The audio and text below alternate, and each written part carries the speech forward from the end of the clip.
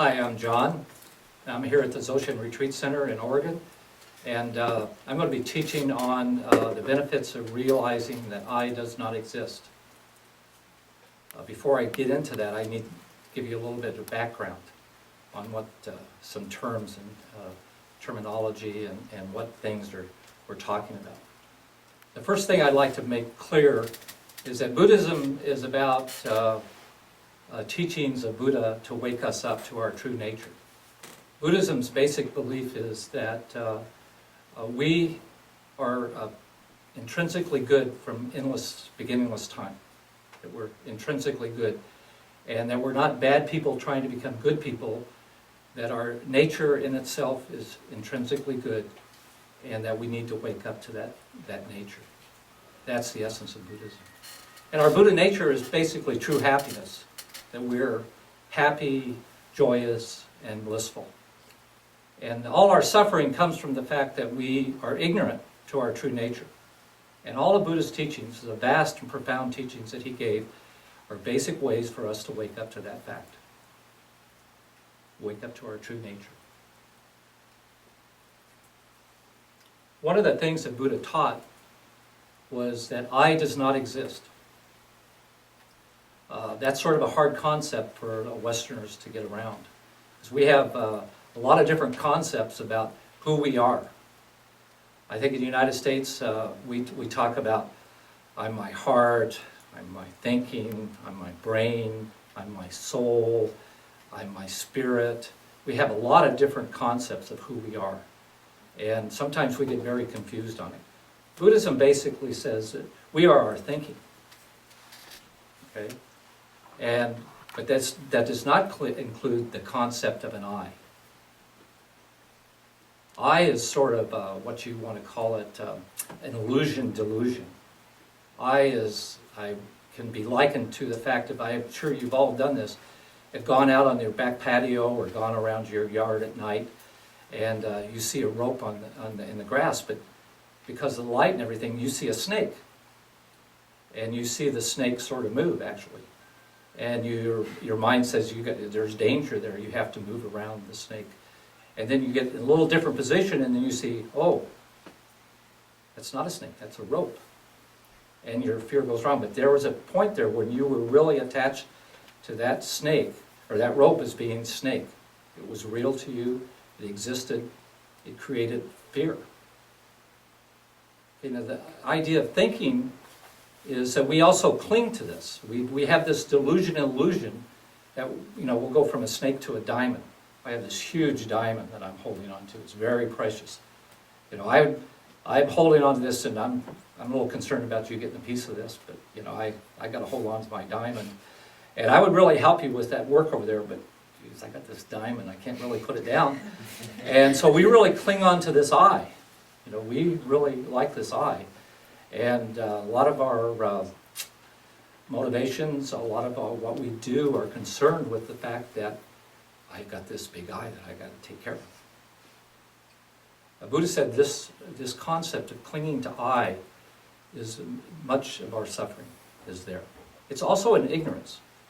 So Buddha's teachings are not so much what we have to do, but trying to clear away our ignorance, clearing away obscurations to our true nature. So it's not really doing something. The idea, though, is that we have to do accumulation. We have to accumulate merit, and we have to accumulate wisdom to be able to gain insight into our true nature. This sort of washes away our obscurations that we have, and we're able to see our true nature and not be obscured by our objects that we have in front of us. So this is the basic thing that we want to do. I want to really emphasize that this is sort of simple. You have a misconception, an illusion that an I exists. The I is causing you not able to see your true nature. And what happens then, when you realize I, a lot of things happen. And I want to go into that a little bit right now. When I say realize, that has sort of a special meaning.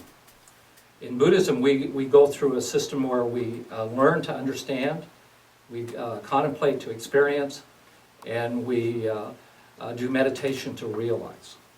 All these different, understanding, experience, and realization are all levels of sort of knowing. When I understand something, I really sort of are repeating to you what somebody else told to me, or I read in a book, a little bit like what I'm doing right now. So and I also mentioned right here that I learned a lot of this in the Buddha path.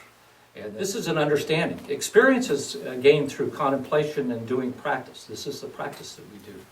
We go through and we do a lot of different practices that the Buddha set forth as ways to realize our true nature. And then also in meditation, we do meditation. We do conceptual and non-conceptual meditation, which gives us a more clear view of our true nature. So this is what we're doing. So you really need to understand that now I'm going to talk about the benefits of realizing I does not exist. This is the highest knowing. It's a direct knowing. It's being right there. Well, first of all, if you realize that I does not exist, you've realized that there's no one to be angry. There's no one to be jealous. There's no one to be greedy. There's no one to be prideful. Still a little ignorance there. But there's the gross negative emotions are gone. And these negative emotions, or negative thinkings, cause us obscurations and keep us from seeing our true nature.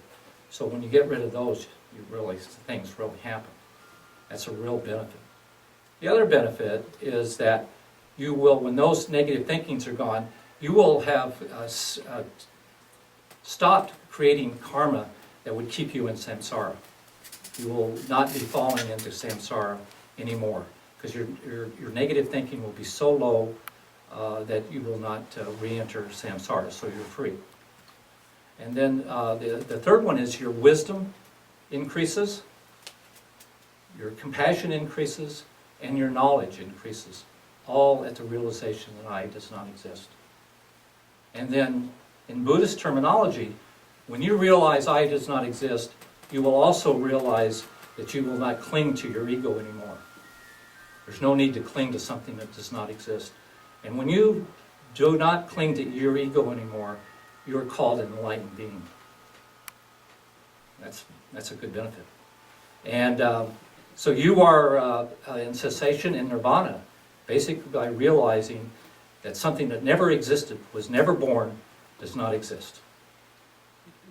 So this is not that far out to become an enlightened being. Because we've been basically mistaken. Our thinking has been mistaken. So our suffering is a mistake. And we can readily clarify that and change that mistake through training and practice. So I really invite all you to join the Buddha path here and realize your true nature and realize that I does not exist. Thank you.